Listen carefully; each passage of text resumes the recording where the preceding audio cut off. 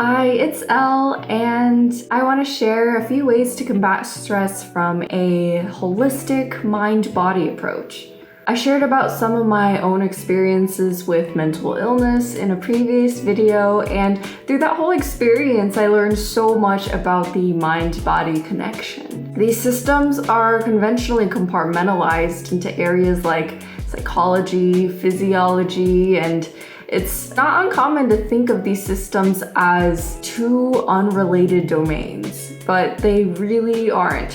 So first thing we can do to start to combat stress is to better understand stress in this mind-body context. This way we're building awareness of what stress can look like in our bodies, our minds, our thoughts. So emotionally, stress may feel like a sense of distress, unease, fear, a feeling of overwhelming anticipation, and it may also come with thoughts of defeat or of hurry, like, I can't do this is too much to handle, there's no time to slow down or rest. Physically, if you're paying attention, you might feel your heart rate beating harder or faster, your breathing may be quicker, your palms may begin to sweat. These are all physical signs of our stress system activating. The stress system is a completely natural and necessary system, but it exists in balance with our relaxation system. So states of over or under activation of either of these systems is not ideal. You can think of it as a spectrum. So going too far on the stress side isn't good, and going too far on the relaxation side isn't good. So states of over or under activation on either end is not ideal. It's the flexibility between states and the overall balance of the nervous system that's important.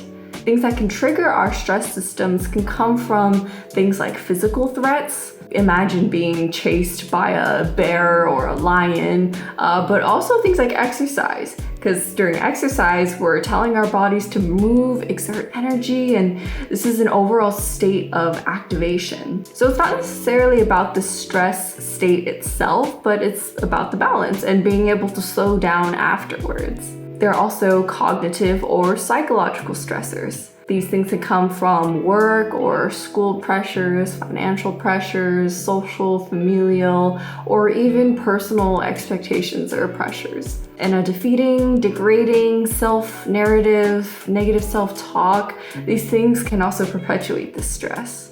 Trauma is another thing that can produce an almost near constant state of stress, and trauma can come from huge life-threatening events, but also from less obvious things like growing up in a household with an emotionally volatile family member. And so this creates a level of stress that is almost near constant. It's a different kind of stress. It's more psychological, not defined by a singular event, but that stress reaction is still there. Both of these situations basically teach the individual that the environment is not safe and that they need to be on high alert for any incoming threat. Now, physiologically, their stress systems are going to be constantly active, overactive, and this is going to be in anticipation of the potential threat because they need to be able to fight or defend themselves. And this is such a tax on the system. When we're in a constant, chronic state of high alert, our immune function is compromised, our recovery and healing is worsened, our hormonal health, metabolic health isn't working as well, and that's because our body's allocating more energy and resources to our stress system to be on high alert.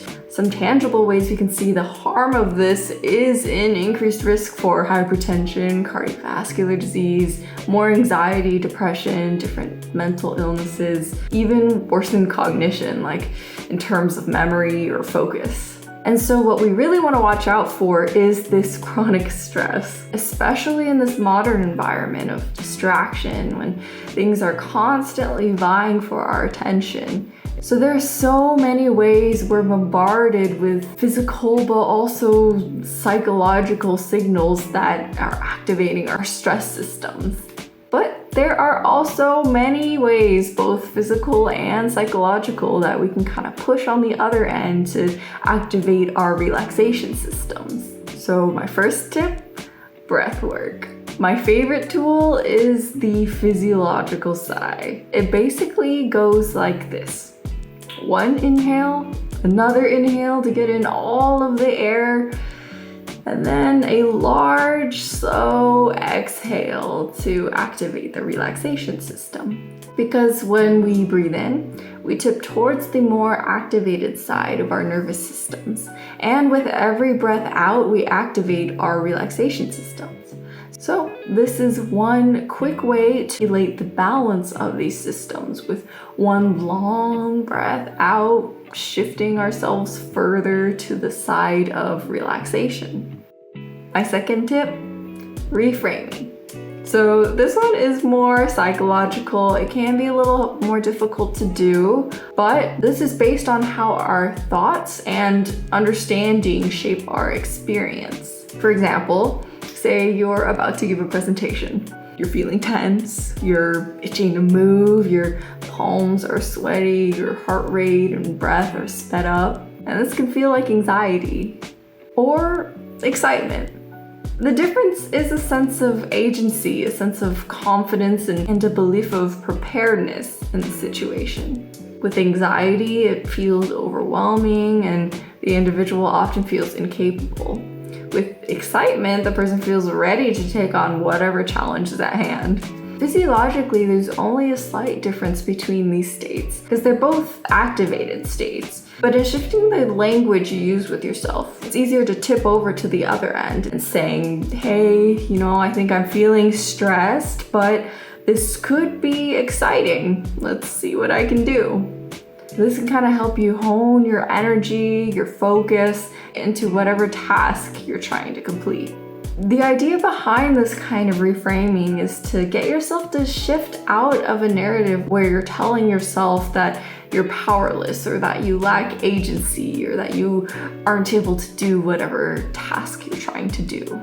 In telling yourself, this isn't anxiety, it's excitement, you're building upon the understanding that this feeling of tension, activation, is your body getting yourself ready to take on the task.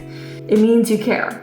It means it matters to you and your body knows that, and that's why your body's nervous system is activating to be prepared. When we're performing tasks that are challenging or that require precision, both physical and cognitive tasks, we want our systems to be alert. And so we do want a little bit of an activation of that stress system. So this stress state is your body looking out for you. But sometimes it can be a little overwhelming. And so this is also something you can pair with breath work. A breath in, another breath in, a long exhale, and tell yourself that, hey, I got this. This feeling is me being ready to take on this challenge. Now the last tool, movement. Walking is a simple way to do this, especially in nature. There's a Japanese practice called forest bathing, where you walk in nature, observe your surroundings, and maybe practice some additional meditative or breathwork exercises. Research shows many benefits of this practice, like improvements in psychological well-being, but also improvements in cardiovascular, respiratory, and immune function. As far as stress goes, this is working on multiple levels. In shifting your attention to your surroundings, your breath, or your body spatially in relation to your surroundings, you're changing how your brain is working. Now we can actually see in the brain when we're ruminating on anxious thoughts, we have a very active DMN. This stands for the default mode network. This area of the brain is active during more of the internal, self-related processes, like when your inner voice is talking to yourself throughout the day, when your mind is wandering, or when you're worried about the past or the future. So shifting your attention to things outside of your self-conception, in this case your surroundings or even your breath, can help break you out of that pattern of rumination. Physically moving the body also supports the brain on a physiological level. Now, there are actually so many ways that physical activity can help support the brain and cognition, but here's one example. So physical activity, even just walking, has been shown to increase BDNF levels.